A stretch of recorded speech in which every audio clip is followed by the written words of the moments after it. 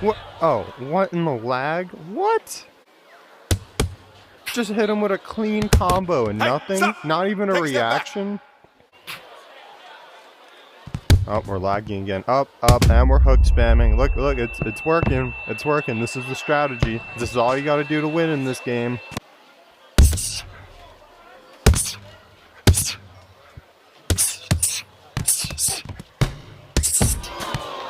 My punches are doing absolutely nothing. Nothing happened. Nothing happened. Lagging. This game's so broken.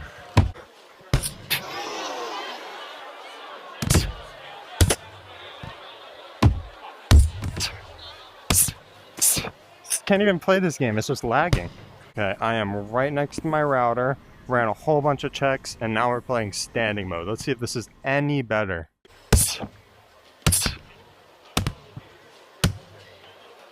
How many times you gotta hit someone? Dude, this game is unplayable. I'm right next to my router.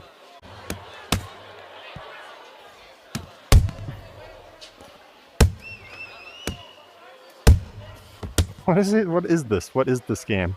What is this game? Thrill the Fight was one of the best early VR games on the market when it launched in 2016. Unlike other VR boxing titles that lean towards an arcade style of gameplay, Thrill the Fight focused on realism, making it a fan favorite amongst boxing enthusiasts. Even today, it holds up as one of the most immersive and intense VR boxing experiences. However, one major feature is missing that could have made it the perfect game: multiplayer. Fast forward to 2024, and the long-awaited sequel Thrill the Fight 2 was announced. The original developers teamed up with Half-Brick Studios, the creators of Jetpack Joyride, to bring you a multiplayer experience that you've never seen before. When the game finally launched in early access on November 21st, 2024, reactions were mixed. Many players were surprised to learn it was a multiplayer-only game, which meant there was no single-player career mode like the first game. However, since Thrill the Fight 1 was still available, players embraced the multiplayer experience. At launch, the gameplay felt somewhat realistic, but it had some clear flaws. Many players were quickly discovering that spamming hooks was the most effective strategy. While movement and consistent punches could still lead you to a victory against these hook spammers, the damage system was unbalanced. Jabs and crosses did little to no damage, while hooks, especially when spammed, were disproportionately powerful. Since the game is in early access, I assume these issues would be addressed over time. Despite its flaws, I was hopeful. I dedicated the first month to grinding rank play and reached the highest ELO rank, not score. There's ranks in this game and I got to the top rank, but people have way higher ELO scores than I do. This game is getting a lot of attention on TikTok and YouTube. Many viral videos came out of this game, like the ones where they like tap on the shoulder and point to the crowd and they look and then, they have that dumb face on. This game was pretty popular. Even though they were memes, the gameplay was still working as well. I believed it had a bright future in content creation. After taking a month off, I decided to check back in and, to my surprise, this game had taken a turn for the worst. Instead of improving balance, the developers doubled down on the issues. The damage system was completely broken. If you weren't constantly spamming hooks and applying relentless pressure, you had almost no chance of winning. Worse yet, hit registration had become a mess. Many punches simply wouldn't land due to lag, making fights feel unresponsive and frustrating. I tested this at 3 different locations to rule out internet issues, but the problem remained the same. If you saw my video where I played outside, my connection was as smooth as butter, but that was over a month ago. Now, the game is plagued with lag, glitches, and a combat system that rewards the least skillful strategies. What was once a promising sequel now feels like a frustrating, unbalanced experience. Going back to those clips at the beginning, yeah, that's me completely crashing out.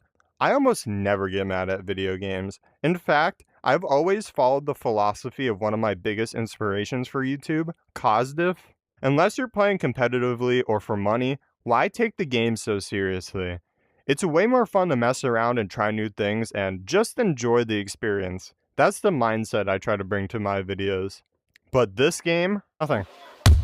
Just hit him. Nothing.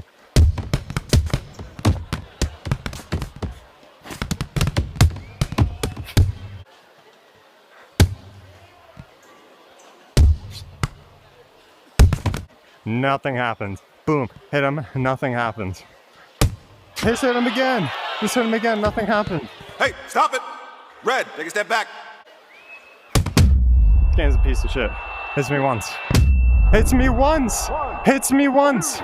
Hits me once. Hits me once. One time. I hit him. Boom, boom, boom, boom, boom, boom, boom, boom, boom, boom. Nothing. One punch. Nothing. Such bullshit. Such bullshit. This game's such bullshit. Yeah, this game made me mad. For those who don't know, I've been training in boxing for the past 5 years now, so to say my ego took a little bit of a hit would be an understatement. The worst part, I know exactly who I lost to. Some kid who just got home from Algebra 1 hopped on VR to blow off some steam and mindlessly spammed hooks, and thanks to the new update, that strategy is rewarded.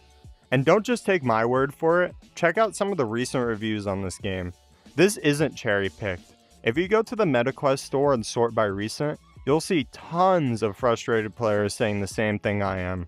This game has become nothing but a meme. The only videos out right now, if you search by recent on YouTube and TikTok, are either memes or videos of private lobby leagues. One of the positive things I'll say is the private lobby leagues seem to be doing well. Since organized groups can agree on fair play and avoid exploitive tactics, competitive leagues are thriving. Why did Thrill of the Fight 2 go from one of the most anticipated VR boxing games to a frustrating mess? Is it corporate greed? Is VR just not ready for a multiplayer boxing game like this? Or is there still hope for a comeback? At this point, the big question is, can this game be saved? The core mechanics of Thrill of the Fight 2 had potential, but the current state of the game feels a step towards the wrong direction. If the developers truly listen to feedback, they could fix damage balancing, improve hit registration, and induce an actual skill-based mechanic instead of rewarding spam. But if things keep heading in this direction, I don't see a future for this game outside of private leagues. The first Thrill of the Fight worked because it embraced realism. It wasn't perfect, but it was one of the most immersive boxing games in VR. The sequel, however, has strayed way too far from the original formula. If they want to fix it, they need to slow down the pace, make the damage more realistic, and encourage actual boxing techniques instead of chaotic, arcade-style brawling. This situation has also raised the bigger question, is VR even ready for a competitive multiplayer boxing game? In theory, it should work, but when you factor in latency, hit registration issues, and players abusing mechanics, it becomes clear that we might not be there yet. Unlike traditional fighting games that have set animations and clear hitboxes, VR boxing relies on tracking real-life movements, which can be unpredictable and inconsistent. Maybe the technology just isn't advanced enough to support this kind of game at a high level.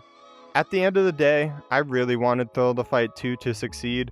I put in hours, I grinded ranked, and I had high hopes for its future. But as it stands, it feels like a mess.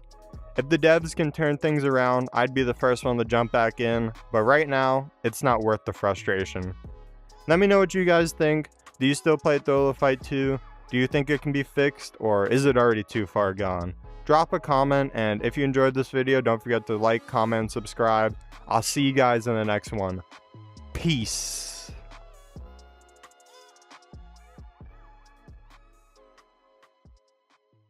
How does that happen? How do I have 48? What is that? What is that? The red corner. How do I hit him 100 times? We have basically the same amount of damage. This game is shit.